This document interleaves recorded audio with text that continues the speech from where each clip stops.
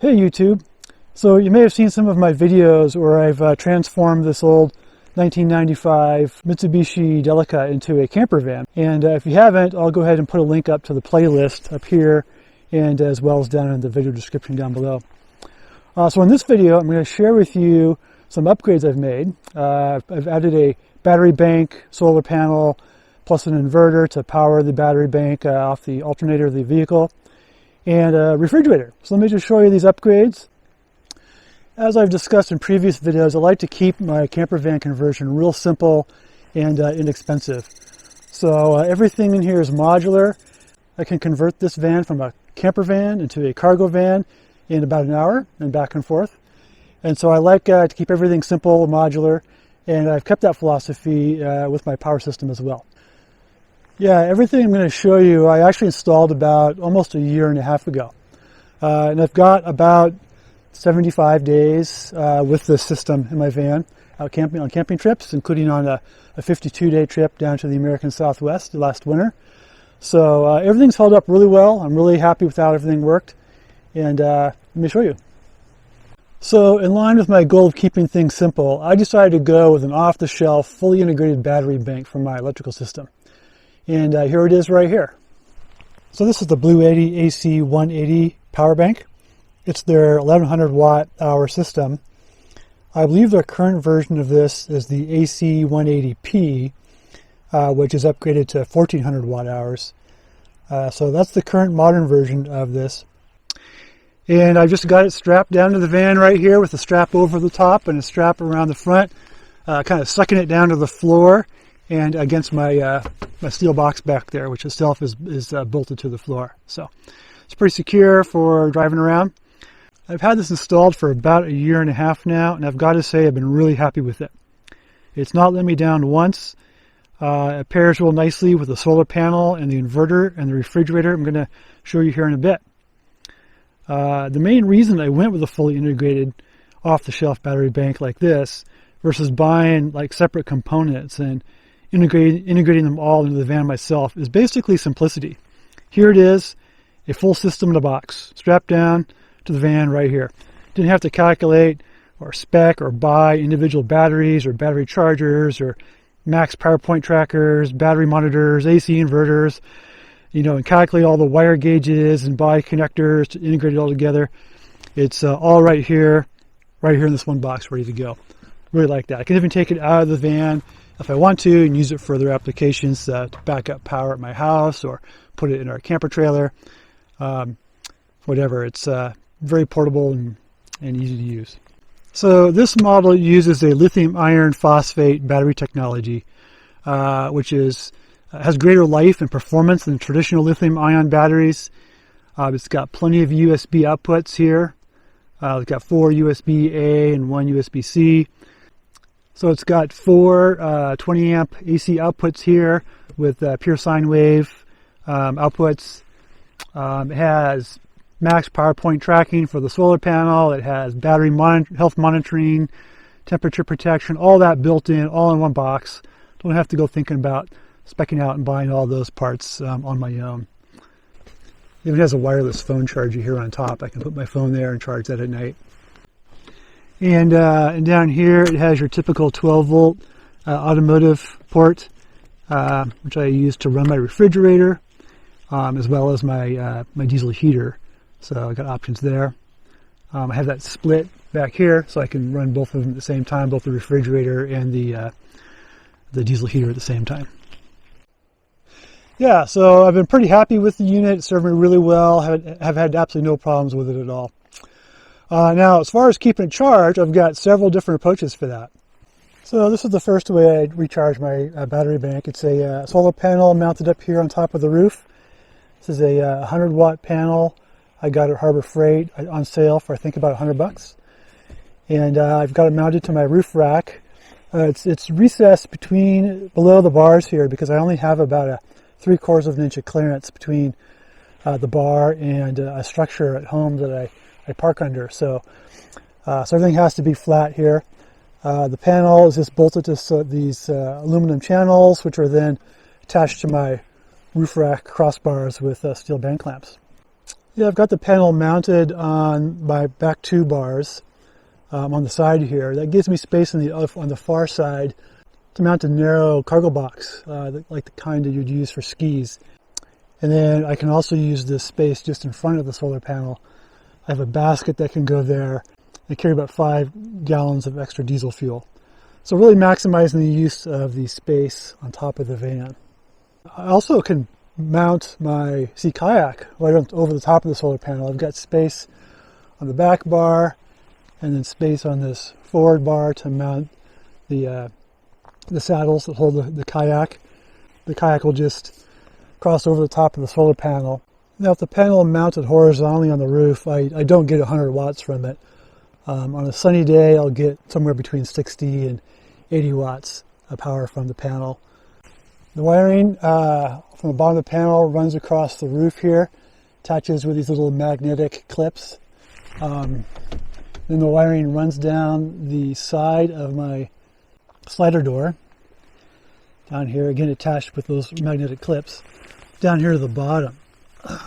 And down here at the bottom, there's a little loop, so that any water that runs down these wires will drip off here before the wire goes up across the seal of the door here and then up to under my floor where it goes to the battery bank. So simple wiring, no holes punched in the van for routing the wires. Yeah, so back here in the back of the van, I have my 12-volt port right there. This plugs in there, and that line connects in parallel with the solar panel. So when I'm driving during the day, I get power from here as well as from the solar panel, and those are connected in parallel in that little junction box.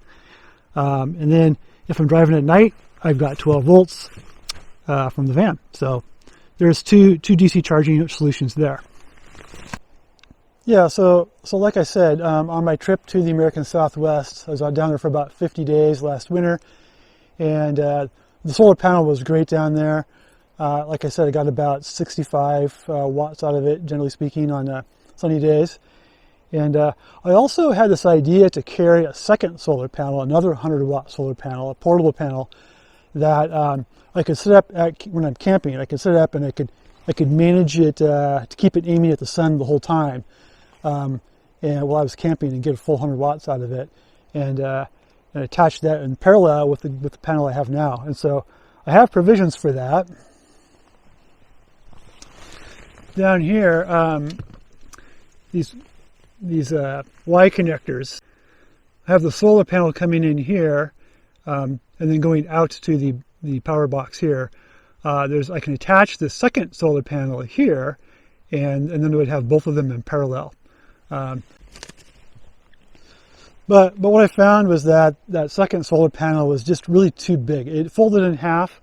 That really wasn't enough. It was still just too big and awkward to haul around in this tiny little van. And so I never really used it. And I pretty much leave that at home now. Yeah, especially living here in the Pacific Northwest, it's usually pretty cloudy or rainy, or I'm camped in the woods. And so solar is not really that practical of a solution around here, but it's good to have when I'm in more arid environments.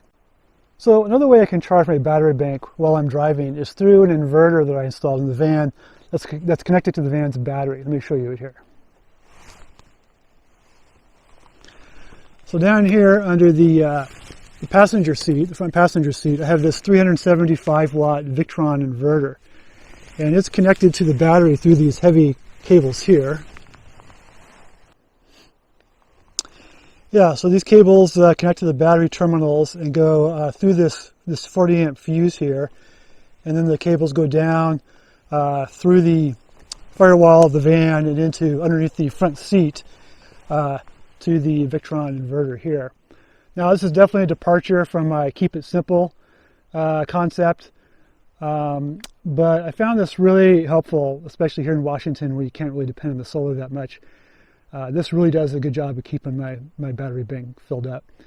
I'm going to release a separate video on the installation of this. It's a little more technical video. This also has a signal line from the van's ignition so that it knows when the van is running. So it's only drawing power from the van battery while the engine is running. So, and then it has an AC output, and then simply attach the power bank to the AC output of this. And so I get 375 watts out of that when I'm driving. Yeah, so in total I've got actually 5 ways of charging this battery bank. I've got the 100-watt solar cell on the roof, which works great, gives me about 50 to 60 to 70 watts on a sunny day. I've got that portable solar panel, which I really don't use, but I have it available if I want to. I've got the Victron inverter, which I just went through. That works brilliantly. That's been working really great. I've got the 12-volt power from the van also in parallel with my solar panel. That provides, I think, about 30 watts or so while I'm driving. And then I have an extension cord, so if I happen to be camped someplace with shore power, I can just plug in to the AC and put onto the battery there.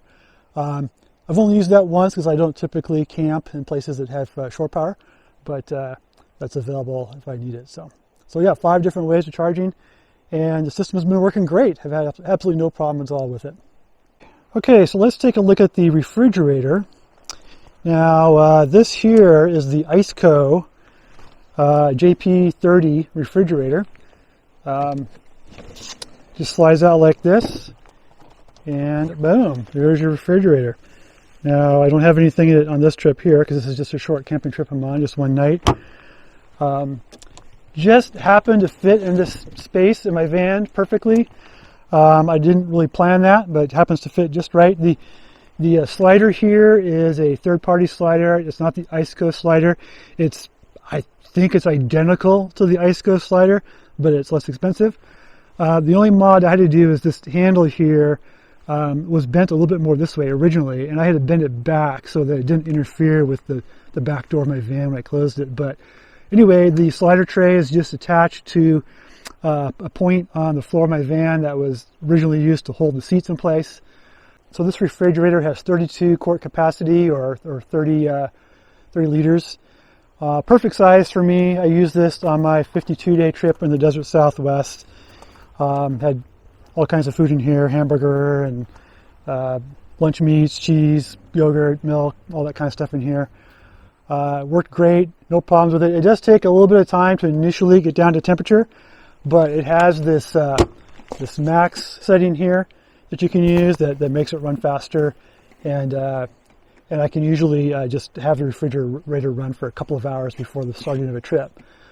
The compressor, it's got a CCOP compressor, formerly called Danfoss, so it's a German engineered compressor, and IceCo gives it a 3-year warranty, so it's a good quality compressor. Yeah, so those are the major upgrades I've made over the last year and a half on the van. Everything's worked great. It's all nicely paired, nicely sized together. The 100-watt solar panel, the 375-watt inverter, the refrigerator, the battery bank. All a nice complementary set. Like I said, it's worked great. I've had it out for about 80 days so far since I've had it, and absolutely no problems. Anyway, I hope this has been helpful for those of you who might be doing similar van conversions. If you have any related questions or ideas to share, please just go ahead and put those down in the comments down below. Yeah, and thank you for watching.